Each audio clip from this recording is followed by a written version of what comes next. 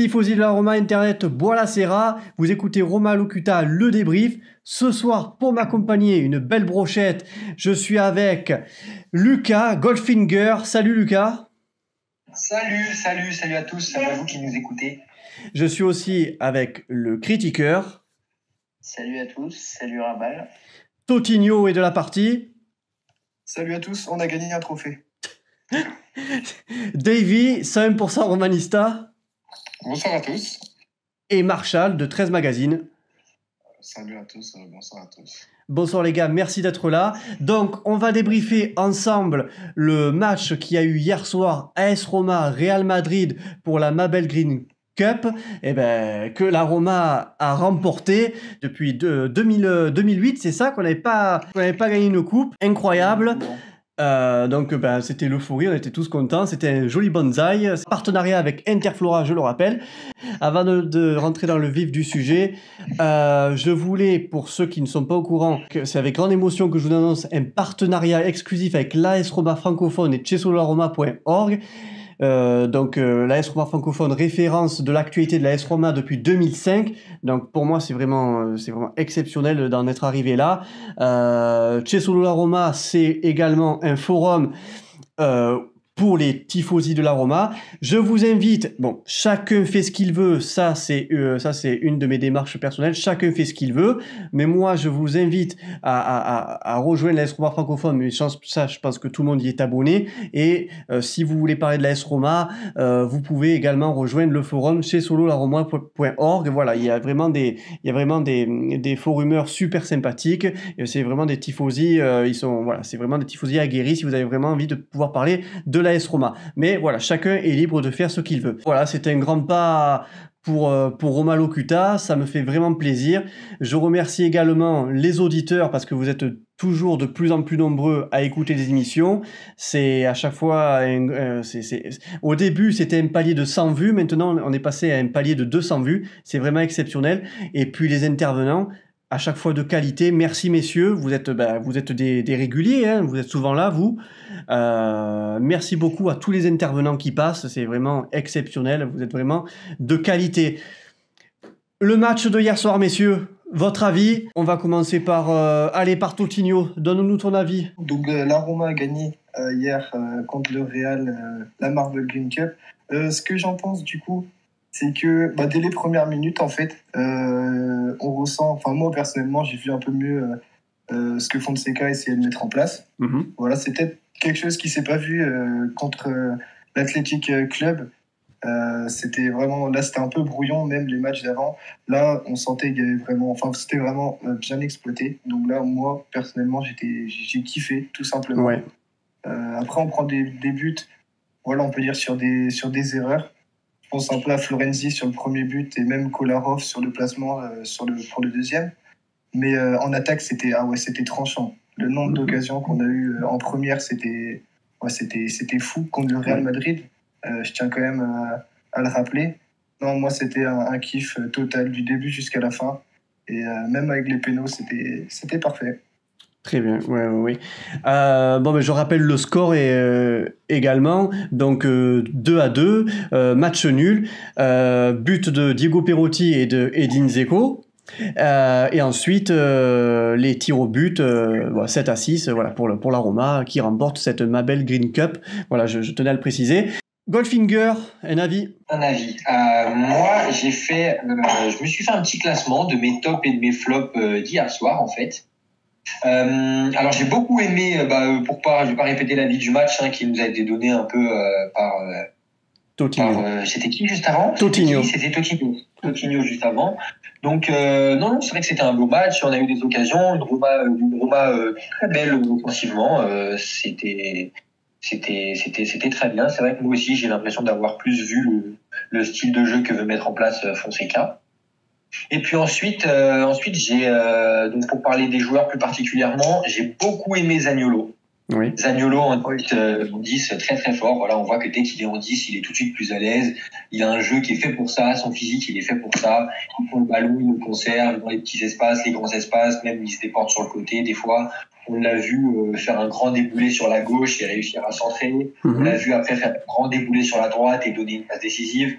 Donc voilà, Zaniolo top. Under en numéro 2, qui fait encore son travail, ailier. Voilà, c'est notre ailier titulaire le plus fort, je pense. C'est lui qui apporte le danger, il apporte beaucoup, il dribble, c'est un des seuls à provoquer, à vraiment faire. Voilà, il va pas forcément chasser le ballon super bas comme le fait Perotti, donc offensivement, il apporte beaucoup plus. Et voilà, Under, j'aime beaucoup. Et ensuite, sur le podium, Dzeko et Cristante que je mets à égalité. Cristante parce qu'il m'a fait plaisir par rapport à l'année dernière. Je l'ai trouvé un peu moins mou, plus présent. Il a été très, très propre dans la circulation du ballon. Hier, il nous a fait beaucoup de bien au milieu. On le voit pas forcément, mais il fait beaucoup circuler. Il est très, très bon.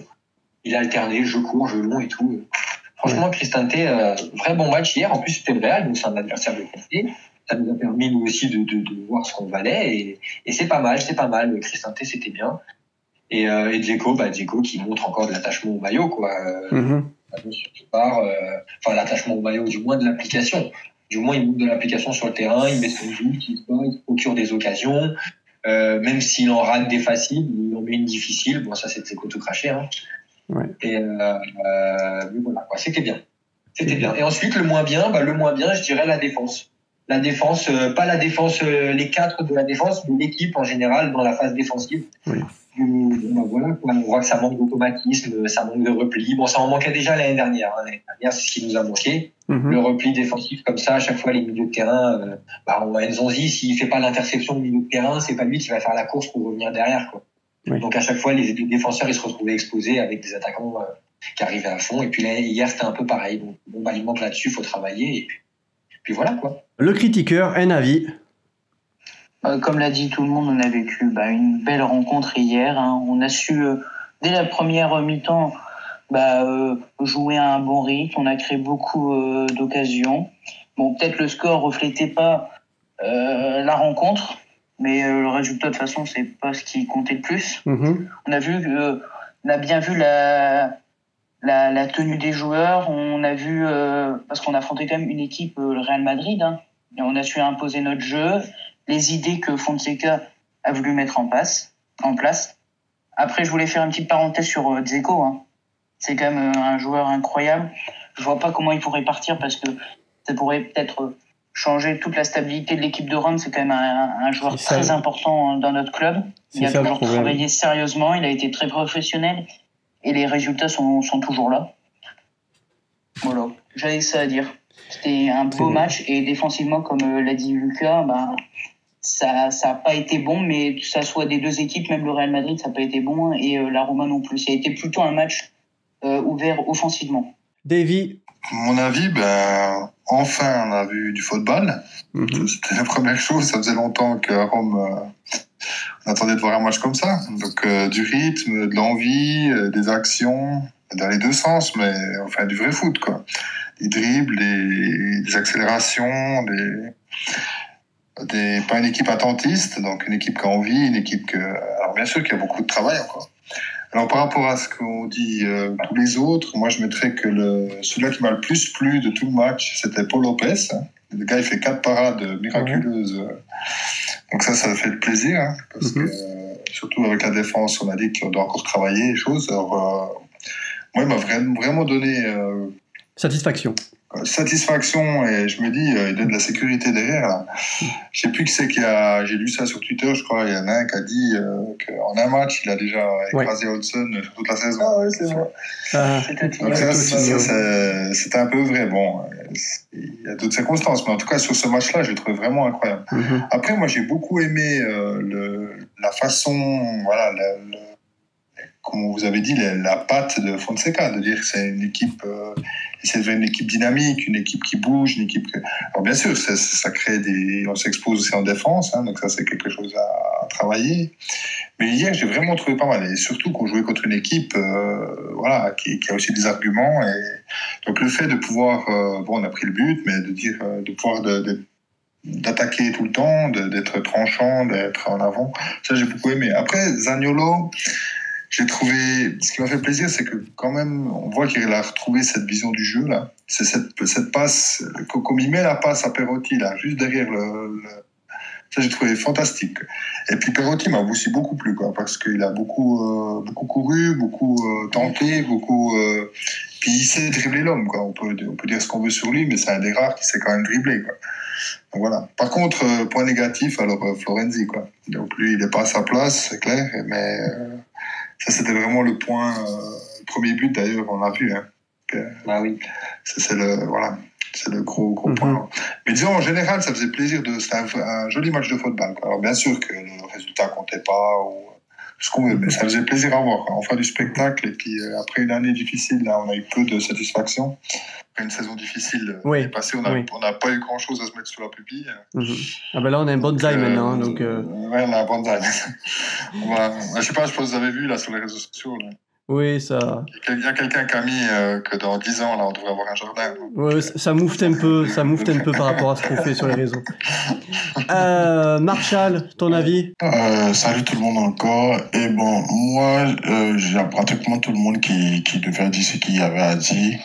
Mais je fais l'accent sur une chose que j'ai vue par rapport à l'année dernière et cette année. C'est que c'est au niveau mental, en fait. L'équipe, par rapport au dernier match, l'équipe, même quand l'équipe était menée au score, sur les derniers matchs qu'on a pu voir, que ce soit l'Athletic Bilbao et autres, l'équipe revenait toujours dans le jeu. Ils insistaient toujours pour essayer de recoller au score. Quand on sait que l'année dernière, quand la Roma encaissait juste un but, on savait tous, on priait juste pour avoir juste le but. Mais là, on sent que l'équipe, au niveau mental, il y a quelque chose, il y a l'équipe qui veut aller essayer de gagner, essayer de se relever et continuer à jouer. Et sur ce plan-là, moi, j'ai déjà vu. Et il y a quelque chose, je me dis, s'il fallait laisser Zeko, je préférais qu'on le laisse libre à la fin de saison parce que déjà, Zeko, il est complètement professionnel, c'est-à-dire que même s'il montre qu'il a envie de partir, on est juste en début de saison et tant qu'on n'a pas encore trouvé son remplaçant, on ne peut pas le laisser. Pourquoi je dis qu'on ne peut pas le laisser? Parce que déjà, dans le jeu, il peut rater des occasions, ça c'est vrai, mais il est professionnel, il joue, il se donne à fond et on n'a jamais vu ce Zeko l'année dernière, la manière dont il jouait sur les matchs amicaux et ça c'est quelque chose qui fait plaisir.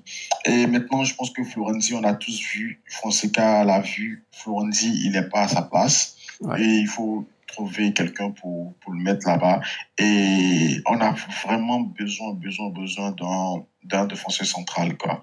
Et à part ça, tout ça va, mais je mets plus l'accent au niveau mental, c'est-à-dire que l'équipe, mentalement, c'est mieux que l'année dernière, parce que quand je me rends compte qu'on a perdu un match en 2 minutes, on était à 11 contre 9, là, je vois qu'il y a un réel progrès. Alors, je suis tout à fait d'accord avec toi sur cette analyse du mental. Ça reste des matchs amicaux, faut pas non plus trop s'emballer, va falloir bien voir le début de saison, ce que ça va donner, mais c'est vrai que c'est tout autre chose. Sur Lille, l'Athletic Bilbao et sur le match de hier, on est mené, la Roma revient, la Roma pousse, ça fait plaisir à voir, alors que d'habitude, sur plusieurs années, on traîne une Roma qui mène la première mi-temps, et en seconde, elle se fait rattraper et ne trouve pas la force nécessaire pour pouvoir finir le match, ou mis à part le fameux match où Dzeko nous sauve avec ce but de la bite. Frosinone. Merci beaucoup Frosinone, je cherchais l'équipe. Très bon débat, et c'est un débat que je voulais ouvrir et que vous puissiez échanger, c'est Edin Dzeko. Messieurs, on est le 12 août, la fin du mercato, c'est encore dans 3 semaines, mais on ne peut pas se débarrasser d'Edin Dzeko, c'est plus possible. On est tous d'accord? Moi je sais pas. Non. Il est une pièce maîtresse de Fonseca, du jeu de Fonseca. Voilà, Fonseca, il faut se débarrasser de Defrel. Il faut qu'on se débarrasse de Chic. Il a été catastrophique hier, hein, il a pas été, il est pas à l'aise. En gros, de se défaire de tout ce qu'a acheté Monchi. Ouais, voilà. Presque, donc, c'est ça, voilà. Voilà. Donc, à part Kolarov et Zaniolo. Ouais. Voilà.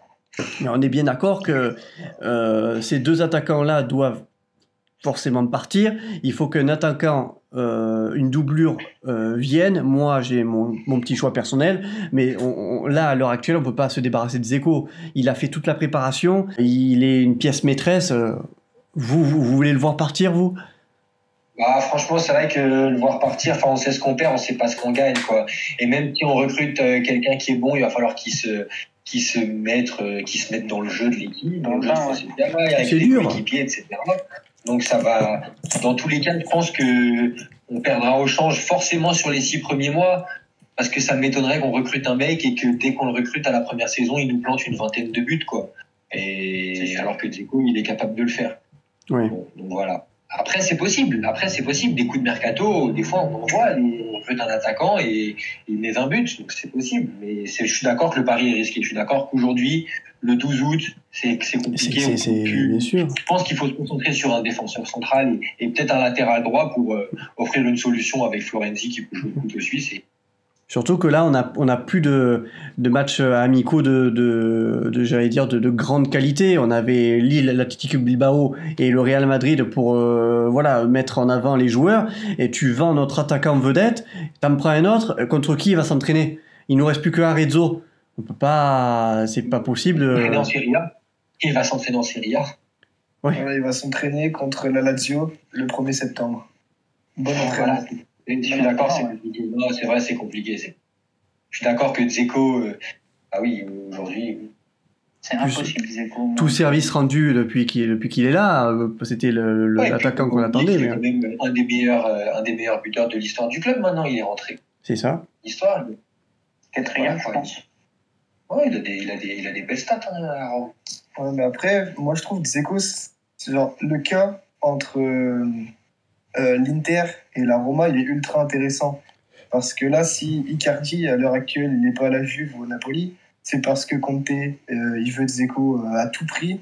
Et que nous, pour remplacer Dzeko, s'il devait partir, ça serait plutôt Icardi plutôt qu'Higuaín ou peut-être Milik.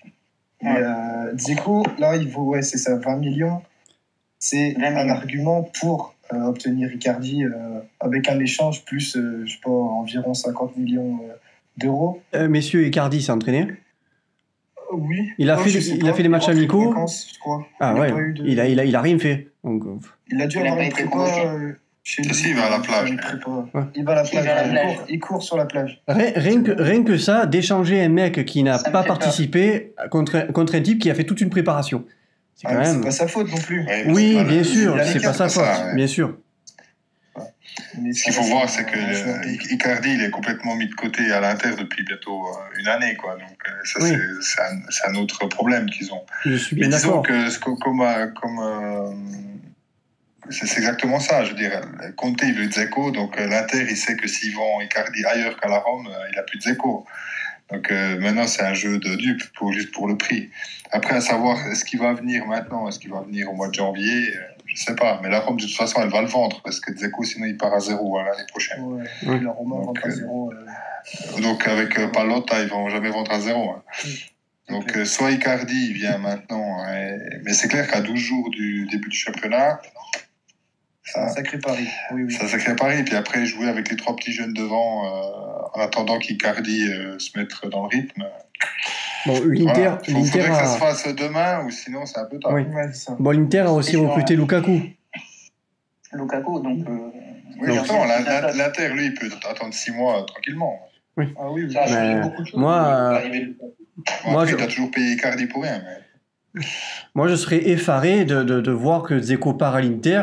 Le mec, il a fait la préparation, il est en jambes, il est en forme, il est au top, un buffle, et on le donne à l'adversaire. Voilà. Oui, tu dis ça, mais en même temps, l'année passée, c'était toute l'équipe, c'était pas que lui, mais tu as bien vu que l'année passée, il choisissait ses matchs aussi. Bien sûr, je suis bien d'accord. Donc voilà, c'est pas dit. Maintenant, peut-être qu'avec Fonseca, il se sent mieux, il est plus en confiance. Possible. Ça, mais après, il y a l'Euro. Il y a également l'Euro, il y a un enjeu. Oui, mais toi, c'est aussi un gars, on dit il fait ci, fait ça, mais en même temps, quand tu choisis tes matchs, ça veut dire que tu n'es pas professionnel non plus. Donc, c'est sûr. Il faut aussi savoir, toi, s'il nous fait un super match contre la Lazio, puis il fait 2 matchs de merde contre le Gênes, et puis le match d'après, voilà, il faut voir. C'est pour ça qu'il faut récupérer une bonne doublure. Il faut récupérer une bonne doublure. Oui, c'est ça, mais moi, sincèrement, je ne serais pas contre qu'on l'échange contre Icardi. Hein. Enfin, on l'échange, façon de parler, mais moi, je suis pas un ultra à ce qui reste, quoi, en tout cas. Moi, je pense qu'on devrait plus se concentrer justement sur un défenseur central puis sur un Telsino droit, où là, on voit vraiment que ça manque et voir comment ça vient ou ça vient pas avec Dzeko. Mais je veux dire, si on le garde 6 mois, ok, très bien, mais au pire, au mois de janvier, quoi. Ouais. Okay. Marshall, toi, tu es pour le garder. Hein. Moi, voilà, comme je l'ai déjà dit, je suis pour le garder parce que déjà, comme il y a un premier intervenant qui avait dit, on peut au change parce que automatiquement, même si c'est pour prendre Icardi, ça fait quoi? Ça fait plus de 6 mois qu'il ne joue plus. Donc, il ne sera pas dans le rythme, il va devoir avoir une préparation et dans l'immédiat, il ne pourra pas servir. Et déjà, quand on regarde notre calendrier, on a l'Atalanta, je ne sais pas si je me trompe, on a la Lazio. Notre calendrier le dépasse, c'est-à-dire les 10 premiers matchs sont des matchs, il va falloir être prêt. Et là, je pense que c'est mieux de le garder comme ça et on arrive à vendre les autres. Et l'an prochain, ça va dépendre de notre classement et tout. Si on fait une bonne saison, on pourra capitaliser sur quelqu'un qui va beaucoup apporter, quoi. Mais franchement, moi, je suis pour qu'on le garde parce que déjà, on est déjà au 12 ou 13 août. Le 12 août, oui. Voilà, le 12 août. Et la saison recommence dans moins de 2 semaines. Donc, je pense que c'est plus possible de le laisser partir. Oui. Messieurs, j'aimerais aussi qu'on aborde le cas Florenzi. Vous dites qu'il n'est pas bon à ce poste, qu'il doit changer. Moi, je vous trouve un peu cruel parce qu'il a quand même été présent, il a montré de l'envie, offensivement, il est bon. Ouais, mais il a que ça. Attends, tu dis ça parce que tu l'aimes bien, je suis d'accord, mais je veux dire, Florenzi, franchement, c'est la charrette sur les 11, quoi. Ok, c'est pas sa place, le Telsino droit, je suis d'accord avec toi, mais pour le reste, attends, il est dépassé dans tous les secteurs, quoi. Ok, il a de l'envie, je suis d'accord, mais à part ça, il faut être réaliste aussi, quoi. Il est romain, il est romaniste, d'accord, mais pour le reste... Le problème, il n'a pas été formé à ce poste-là, et c'est pas un défenseur de métier, et on le voit qu'il lui manque clairement des automatismes et des réflexes à avoir en tant que défenseur. Oui, voilà, clairement. Par les milieux comme hier sur le but, il est abandonné par le milieu, je suis d'accord, il n'y a personne, mais en attendant, il est quand même à 3 mètres de Marcelo, tu peux pas être à 3 mètres de Marcelo dans la surface. Ouais, c'est clair. Et toute la saison l'année dernière, on l'a vu, c'est des petits automatismes qui lui manquent, mais après voilà, il n'a pas été formé à ce poste-là. Non, mais tu vois qu'il est toujours attiré vers l'avant, mais il revient jamais derrière, quoi. Et puis quand il est confronté à l'attaquant, il est dépassé dans tous les secteurs. Donc, c'est aussi la faute de l'entraîneur, je suis d'accord, mais... Moi, je pense que Florenzi, d'abord, il n'a pas l'aura d'un défenseur latéral droit. Parce qu'un défenseur central, c'est pas pareil qu'un latéral droit. Florenzi, il n'a pas cette façon d'intercepter et d'intercepter. Parce que les latéraux, je sais pas souvent, si vous avez vu certains latéraux défense sur Robben, automatiquement, ils savent anticiper le geste de l'attaquant. Mais Florenzi, tu as l'impression que c'est un débutant quand il s'agit de défendre.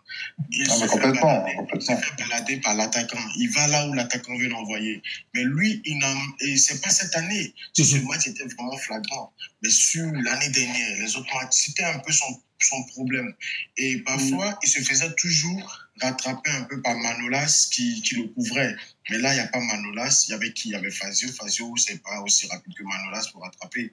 Et donc, ça payait cash. Je pense que si on le met toujours là, comme ça, franchement, il va falloir que soit Under ou un autre puisse venir rattraper en même temps Manolas et en même temps Fazio. Et s'il n'y a pas ça, je vous jure qu'on va toujours se faire laminer sur ce côté.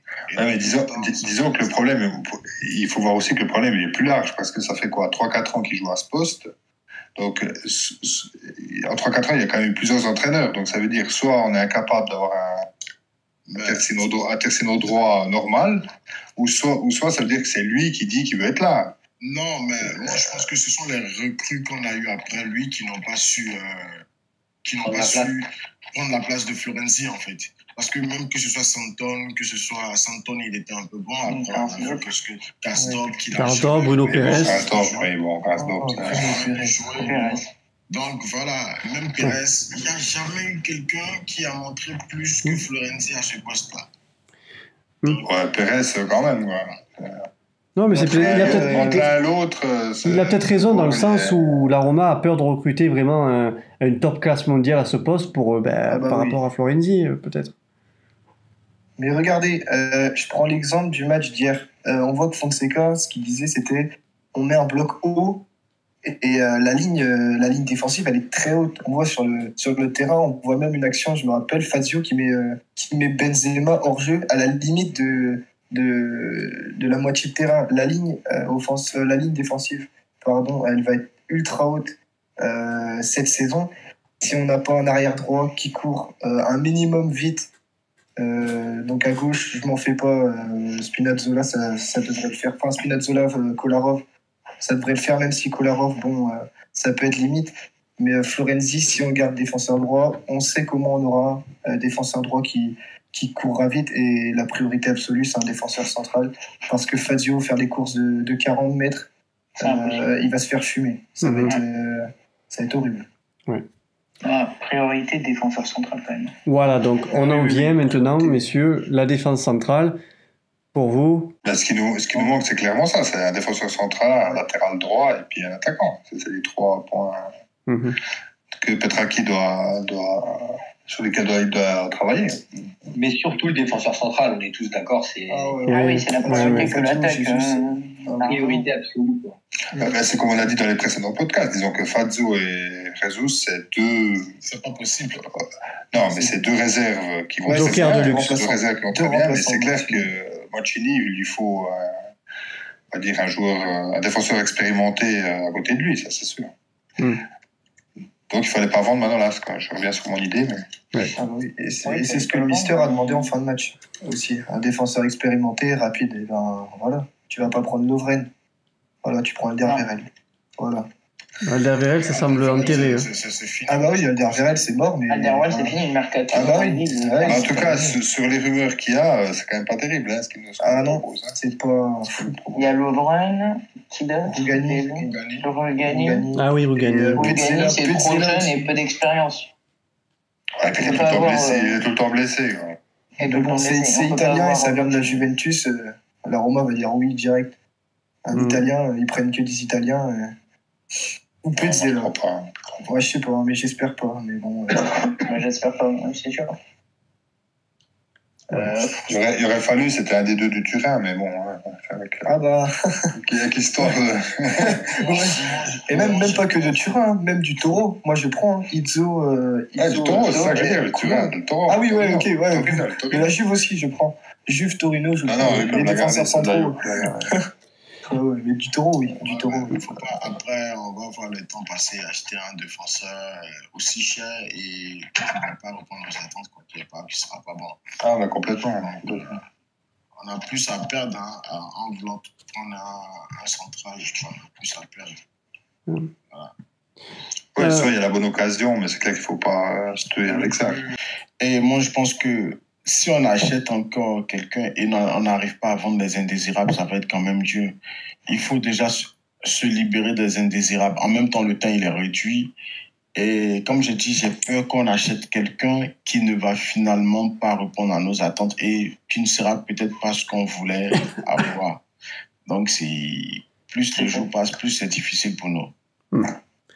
Très bien. Ah ouais, faut compter sur Petraki, il faut qu'il nous débarrasse des indésirables en 12 jours, faut qu'il se trouve des points de chute en prêt, tout ce qui peut trouver. Tout ce qui peut fonctionner dans l'équipe. Et qui on a déjà vu avec le cas de Olsen, qui était presque parti à Montpellier. Ouais, c'est dommage. Ça, c'est dommage. Defrel, pareil. Defrel, c'est lui qui a bloqué, il voulait pas. Il attend d'autres. Ouais, alors lui, c'est vraiment le boulet, quoi. Oui, c'est un mystère. Le problème, c'est le salaire, quoi. C'est ça. C'est le salaire qui est conséquent et qui, à mon avis, ne jouera pas tant qu'il. Et puis les Turcs, ils sont intéressés, mais lui, il veut pas aller en Turquie. En tout cas, moi, je me rends compte que Monchi, je l'ai vraiment défendu, mais je me rends compte qu'il a coulé l'équipe, quoi, franchement. Il a coulé l'équipe. Et ça, sur encore 2 ans, on va le sentir, que ce soit financièrement. Et puis en plus, on avait le budget. Oui. Totalement. Que ce soit financièrement, on va le regretter. Et humainement, au niveau des joueurs, ça, on va le sentir, quoi. Il a fait de faux placements. On va vraiment regretter, quoi. Ça, au moins pendant sur 2 ans comme ça, au moins sur 2 ans. Mais comme Defrel, moi je comprends pas que la Sampdoria elle s'intéresse pas à lui. Bah oui. Il a fait un super championnat, puis maintenant c'est EDF qui est là-bas. Non, mais franchement, quand tu vois Defrel jouer, moi je me. C'est beaucoup de chance, quoi, parce que de la manière même, tu vois, le gars, il court sur le terrain, franchement. Ah, mais lui, il a envie, hein, ça c'est clair. Non, mais regarde, l'année dernière, c'est vrai qu'il a. Regarde les buts, tu te dis, il y a beaucoup de chance, c'est vrai, il y a l'envie, mais tu sais que c'est quelque chose qui n'a pas été construit, même dans l'ensemble, les buts, c'est beaucoup de chance, quoi. Moi, franchement, Defrel, Monchi, moi, franchement, Monchi, c'est un chien comme peut-être un lion ou un tigre, mais franchement, il nous a eu, quoi. Il nous a vraiment eu. Ah ouais, non, mais c'est l'arnaque du siècle. Messieurs, au niveau des gardiens, je pense qu'on est tous d'accord. Là, on est au top, là. Entre Paul Lopez et Mirante. Paul Lopez, avec la prestation d'hier. Oui. Et Mirante, qui est un gardien de luxe. C'est la sécurité aussi. La sécurité en doublure, c'est le top, quoi. Mirante, ouais. Oui, je pense qu'ils vont jouer, alterner en Europa League et en championnat. Pour le PS, c'est bon. Déjà, pour repartir bien avec le jeu au pied de derrière. Mais j'espère qu'on va pouvoir changer entre Jesus et... Voilà. On va pouvoir prendre quelqu'un pour mettre l'un des deux sur le banc. Mais Montini, ça fait quoi, deux matchs qu'il ne joue plus, là. Parce que Mancini, on l'a pris pourquoi? Pour être sur le banc et remplacer un Fazio ou un Juan Jesus? Non. Je crois pas. Ah non, lui, il est titulaire, c'est clair. Ah oui. Totalement.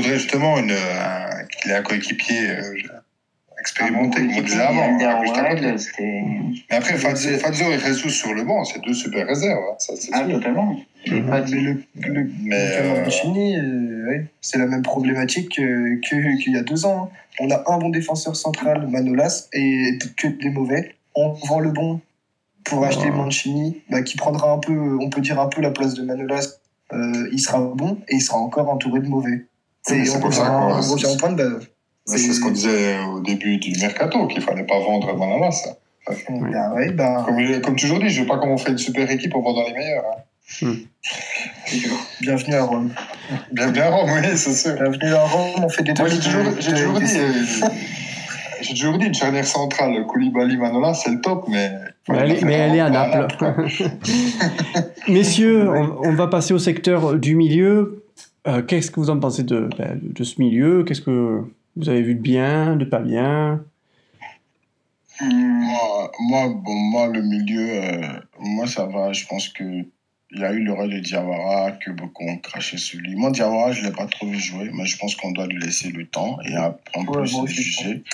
Et moi, le milieu, je pense que Nzonzi, je pense qu'on peut lui donner du temps aussi. Parce que cette année, l'année dernière, on n'a pas vraiment compris. C'est quelqu'un qui est bon, mais on n'a pas vraiment compris pourquoi ça n'a pas marché. Donc, on peut lui laisser encore. S'il n'a pas de club pour là où il va aller, s'il ne peut pas bouger, on peut le laisser.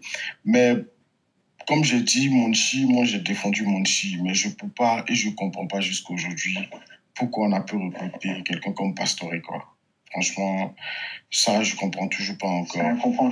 Voilà. Maintenant, le milieu, moi, je pense que ça va, mais Pastore, ça, je ne comprends pas encore. Donc, s'il y a quelqu'un qui peut m'expliquer parmi vous, moi, je ne sais pas, franchement. Ça, c'est ce qu'on a déjà discuté plusieurs fois, mais Pastore, ça, c'était le coup, parce que c'était un nom, il venait du PSG, et puis je pense qu'en plus, les gars, ils doivent toucher des commissions derrière. Donc, voilà, on fait venir un gars comme ça, avec un salaire complètement aberrant, et puis un gars qui joue 2 matchs toute la saison. Donc, ça, c'est du typique copinage entre clubs et entre directeurs sportifs. Vas-y, je te le file, et puis vas-y... c'est rien que ça, hein. Il n'y a rien d'autre. Je veux dire, dans le projet, il n'y a rien, le gars, il n'est pas fiable. Moi, j'ai rien contre Pastore, mais je veux dire qu'on ne peut pas payer un gars à ce prix-là pour faire 2 fois 20 minutes super dans la saison, quoi. Il a fait plus que Chic. Hein. Pardon? Il a fait plus que Chic en 4 matchs. Ça, c'est chaud, il touche plus que Chic aussi. Hein. Il est là. Mais je veux dire, entre Pastore et Nzonzi, c'était incompréhensible. Mais ça, Nzonzi, c'était le copain à Monchi, ok. Et puis Pastore, c'est ce qu'on vient de dire maintenant. Donc, mais ça, c'est typiquement 2 joueurs qui n'avaient rien à faire à Rome.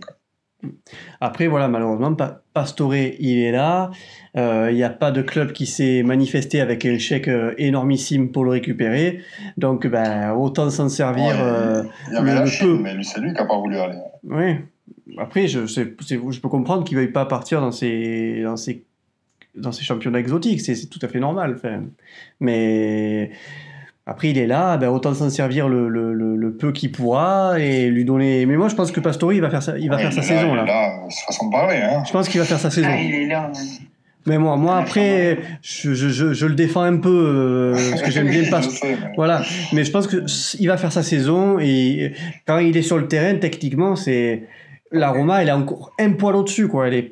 Il apporte quelque chose. Après, malheureusement, il est là une fois par tous les 6 mois, quoi. C'est ça le problème. Tous les semestres. Ouais, donc, en remplaçant, c'est super sub. Hein. Tu le mets, je sais pas moi, si tu le fais jouer en début de match, mais que tu le changes vite, ou que tu le fais rentrer en fin de match. Il se fait mal à l'entraînement, lui. Hein.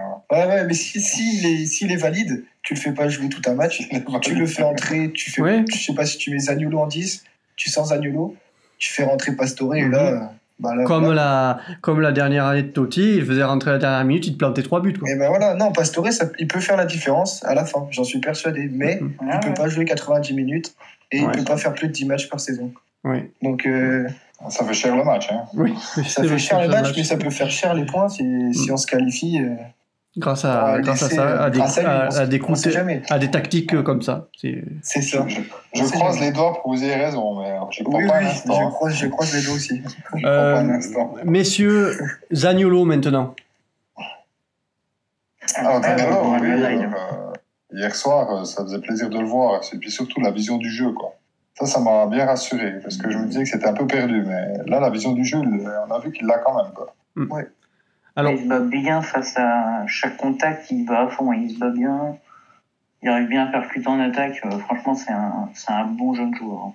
Ouais, de toute façon, Zaniolo, depuis l'année dernière, on a vu ces qualités-là. C'est vrai que voilà quoi. Il se bat sur tous les duels. Bon, il prend un peu trop de cartons jaunes quand même. Il en prenait presque un par match l'année dernière. Il prend beaucoup de cartons. Ça va travailler, ça. Il est jeune. Non, mais il est bon. Il va au charbon. De toute façon, dès qu'il joue en 10, il apporte. C'est là qu'il doit être. Sur l'aile droite, c'est incompréhensible. Il est complètement perdu. Il déborde bien. Il déborde bien sur l'aile. Il déborde bien, limite, quand il est 10 et qu'il s'excentre petit à petit. Quand il reste sur l'aile, il n'arrive pas à partir. Je sais pas, il n'a pas le bon timing, les bons réflexes qu'il faut pour jouer ailier. Mais en 10, c'est un réel plaisir. Je pense qu'il va coller parfaitement au style de Fonseca. Ouais. Moi, je suis sûr que... J'espère, en tout cas. Mais... Oui, c'est bon, c'est ça. Parce que déjà, quand tu vois, il est revenu, il a été remis au cœur du jeu. C'est au cœur du jeu qu'il est bon. Et Zaniolo, c'est quelqu'un il a beaucoup tranchant, Et comme l'autre qui disait qu'il a certaines accélérations, quand il part de derrière, en contre-attaque, souvent, le contre, il est bon en contre et c'est bon. Là, il était là où il voulait jouer et automatiquement, ça s'est vu par rapport à ces 3 ou 4 derniers mois de la saison dernière qui était pas bonne. Et là, c'est quelque chose qui est bien. Donc, je vois que Fonseca, il est en train de voir. Et je vois aussi, il y a quelque chose que j'aime beaucoup, c'est Pellegrini qui tourne autour, qui essaie d'apporter beaucoup de combinaisons, qui fait que Zaniolo, il s'implique pas trop défensivement. Maintenant, au niveau des cartons, je pense que c'est au niveau de son caractère, quoi. Et je pense que ça s'améliore. Voilà, s'il est bien suivi, il peut gommer ça. Oui. Sans oublier, messieurs, qu'au milieu, on a quand même Verretou. Pour l'instant, on l'a pas encore vu jouer, mais voilà, il ne faut pas oublier qu'on a ce joueur aussi en plus dans l'effectif. Voilà. Maintenant, messieurs, parlez-moi un peu des latéraux, les ailiers Under, Perotti, vos avis sur ces joueurs. Alors, Perotti, moi j'ai beaucoup aimé. Alors, moi c'est un joueur que j'aime bien d'habitude parce qu'il dribble bien, il a toujours... Alors, moi je dis toujours, c'est le bon joker à avoir à 20 minutes à la fin du match. Faire rentrer. Alors c'est aussi le problème, hein, ça c'est vrai. Il est souvent blessé, c'est le problème. Mais disons qu'en fin de match, il apporte toujours quelque chose. Et hier, sur le match, il a quand même fait Il a marqué le but, bien sûr, mais il a fait quand même des belles choses. Il a apporté offensivement, j'ai trouvé bien. Puis le geste qu'il fait là sur le tir qui est repoussé par le gardien du Real, C'était juste magnifique. Il fallait quand même le faire. La prise de volée, voilà. C'est vraiment. Moi, je l'ai trouvé bien. Moi, je pense que c'est une bonne réserve aussi pour les fins de match. Après Perotti, il a fait 45 très bonnes minutes, hein, comme toute l'équipe. Mais après, petit à petit, moi, je l'ai plus vu quoi, sur le terrain. J'ai vu Under, mais sur la fin, sur même la deuxième mi-temps, je l'ai pas tellement. Ouais, non, mais c'est ça. Mais physiquement, je pense que Maxi, il fait 45 minutes.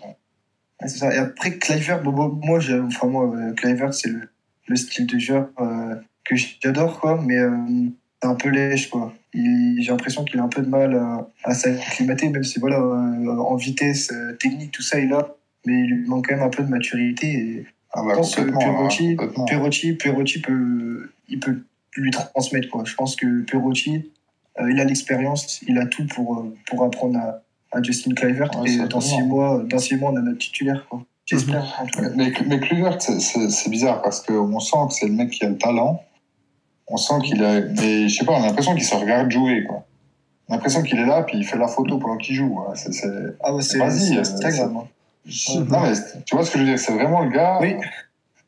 Tu dis, mais pense à jouer, pense pas à te regarder, quoi. Pense pas si le maillot, il est bien mis, quoi. Joue. Et il y a un peu trop ce côté frime, ce côté, je sais pas comment dire... Et je trouve il est jeune. Oui, mais pour un professionnel, ça manque quand même. Oui, c'est sûr. Et je veux dire, il y a des autres qui sont jeunes, ils sont pas comme ça. C'est sûr. Oui. C'est que, voilà. Et pourtant, il a certainement un immense potentiel. Hein, Ouais. Non, mais il faut lui laisser encore un peu de temps. Non, bien sûr, bien sûr. Ouais, je pense que dans la hiérarchie, il est clairement derrière Perotti pour la place de titulaire. Pour l'instant, oui. Pour l'instant, oui, clairement. Et Under, il nous fait du Under, quoi. Pied gauche, pied gauche. Under, c'est magique. Ah, le pied droit, par contre... le pied droit, non, mais le pied gauche... Ah ouais, le pied gauche... est magnifique. Il arrive à perturber les défenseurs adverses. Hein. C'est vraiment un très bon ailier. Il ne faut pas le perdre. Il faut pas de vente de dernière minute. Non, je pense non. Il partira pas Under. J'espère. Parlez-moi un peu, du coup on va parler rapidement de Fonseca, voilà, de tout ce que vous avez vu, de tous ces matchs amicaux. Pour vous, Fonseca, c'est l'entraîneur de l'AS Roma, c'est celui qu'il fallait? Disons que par rapport aux moyens qu'on a, et par rapport à panier de crabe qu'on lui a donné en arrivant, je trouve qu'il s'en sort vraiment bien. Après, comme on a dit avant, le match à Pérouse contre l'Athletic Club, c'est vrai que ça semblait un peu brouillon. On voyait pas très bien le système de jeu, mais peut-être aussi qu'il y a le fait, le terrain, tout ça, ce qu'on veut, mais peut-être, on a discuté aussi dans les précédents podcasts, mais peut-être il y avait aussi dans la tête des joueurs le Real derrière. Puis c'est plus c'est ça. Match contre l'Athletic. Moi, c'est ce que j'avais pensé, c'était que peut-être parce qu'il y avait le Real le dimanche, alors, ils ont un peu calmé le jeu. Levé le pied, ouais. Mais disons que le match d'hier, ça a vraiment, on va dire, mis en lumière son jeu, quoi. Et ça fait vraiment plaisir. En tout cas, chapeau à lui, parce que vraiment dans le panier de crabe dans lequel il est arrivé, comme je dis avant, qu'il a réussi à qu'il commence à remettre tout le monde dans le bon sens. Chapeau, quoi. Il a su créer un truc, il y a un jeu, un style de jeu à Rome. C'est bien. Il y a une identité, même là. Je suis pas tacticien, mais tu peux voir clairement la tactique de jeu sur la phase offensive, du moins, parce que défensivement, il fait avec ce qu'il peut. Mais offensivement, on voit, il y a eu les mêmes actions répétées en première mi-temps. Les occasions, on voit plusieurs fois Zaniolo qui déborde, l'apport des ailiers, même comment les milieux sont placés. La ligne défensive, tu disais tout à l'heure, la ligne défensive, elle est super haute. Et ça... on voit qu'il y a une identité qui se construit. Et c'est quelque chose. Mais globalement, il y a du rythme, quoi. C'est ça. C'est un bloc qui se déplace tout le temps, quoi. C'est un jeu tout en mouvement. Ça c'est vraiment un chapeau, quoi. L'année dernière, c'était. Non, mais même au-delà de l'année passée, je dirais pas tradition. C'est vrai qu'on a rarement une équipe qui est en mouvement et puis qui a envie d'aller de l'avant. Bon, de toute façon, on juge un entraîneur sur les performances, de toute façon. Hein. Donc, complètement. C'est vrai que c'est prometteur. Et est-ce que c'est l'homme juste qu'il fallait à la Roma? On verra en fin de saison. Ça, on verra, oui. Ça, on verra. Mais disons qu'en tout cas, ça promet de meilleurs, un peu plus de spectacle que la saison passée. Si on voit une Roma qui joue bien et qui est attrayante, ça donne envie. Ça donne envie, oui. Après, il faut gagner, mais si déjà on joue bien, c'est un bon début. Mais disons qu'il y a quand même cette idée de jeu, de dire c'est un jeu, c'est un spectacle, on a envie d'aller de l'avant, on a envie de jouer, on a envie de gagner. Il y avait aussi ça avec Zeman, mais disons Zeman, il y avait ce côté naïf, surtout en défense. Et là, ça a l'air d'être quand même quelque chose de plus équilibré. Par rapport à... Bien sûr qu'en défense, on a vu qu'on a pris des buts, pas que hier, mais dans d'autres matchs, que vraiment des buts, casquette, il ne reste plus qu'un joueur, il perd le ballon, c'est fini, quoi. Mais ça, c'est des choses qu'il doit travailler. Mais encore une fois, on n'est qu'au début. Les automatismes, ils devraient s'améliorer tout au long de la saison. Ouais. Mais déjà, pour un début, c'est vraiment intéressant. C'est prometteur. Ouais, c'est ça. C'est prometteur, oui. C'est le mot. Ça lance les hostilités pour le début de la saison. Voilà. Totalement. Très bien, messieurs. On va terminer ce podcast sur une note un peu d'humour. Qu'est-ce que vous en pensez de ce trophée ? Pour commencer un jardin, c'est parfait. Jamais les premiers, je retiendrai ça. Moi, ça m'a fait penser à... La Juventus ne l'a pas. La Juventus ne l'a pas. Milan, l'Inter, Napoli, rien. Et le fait d'avoir été comme ça mis à l'honneur va leur donner encore plus envie de, pourquoi pas, aller chercher peut-être la Coupe d'Italie, quelque chose dans la saison, parce qu'ils ont vu qu'ils étaient mis en ligne en avant. Donc j'espère que ça va leur donner cette envie-là. Oui. Totalement. Moi, c'est vrai. Bon. Moi, ça m'a fait penser à Karate Kid, Maître Miyagi, le bonsaï. L'anecdote. Sur Twitter. Sur Twitter. Ouais. Voilà. Mais oui, en tout cas, c'est une bonne chose, même si c'est un trophée plutôt symbolique. Voilà, ça lance les hostilités pour la suite et c'est vraiment. Oui, c'est symbolique, mais ça va dans le bon sens. Quoi. Ça va dans le bon sens. C'est positif. C'est vraiment et ça va ressouder l'équipe. Déjà que je sentais que l'équipe était assez soudée, alors là, c'est vraiment, il va y avoir une osmose. Ça va être très bien. Et en battant le Real Madrid. Et en battant le Real Madrid. C'est ça. Accessoirement. Ouais. Madrid n'avait pas fait une pré-saison folle et incroyable, mais c'est quand même le Real Madrid. C'est quand même le Real Madrid, c'est sûr. Très bien, messieurs. Écoutez, on a fait le tour de ce match, on a bien débriefé. Présent avec moi ce soir, Totinho. Ouais, merci à toi, Rabal, un plaisir. Lucas, alias Goldfinger. Merci les gars, c'était sympa et à la prochaine. Le critiqueur. Merci Rabal et merci tout le monde. Davy, 100% Romanista. Merci pour l'invitation, puis merci pour ce débat. Et Marshall de 13 Magazine. En tout cas, merci. Et puis je serai toujours là s'il y a occasion de parler de la Roma. Voilà. Très bien. Chers auditeurs, merci beaucoup. Et voilà, et n'hésitez pas, je force personne, n'hésitez pas à rejoindre l'AS Roma francophone et chesolaroma.org, le forum. Bonne soirée, messieurs, et à la prochaine pour le prochain débrief contre Arezzo. Voilà, Arezzo, Roma, samedi soir. Ciao. Ciao.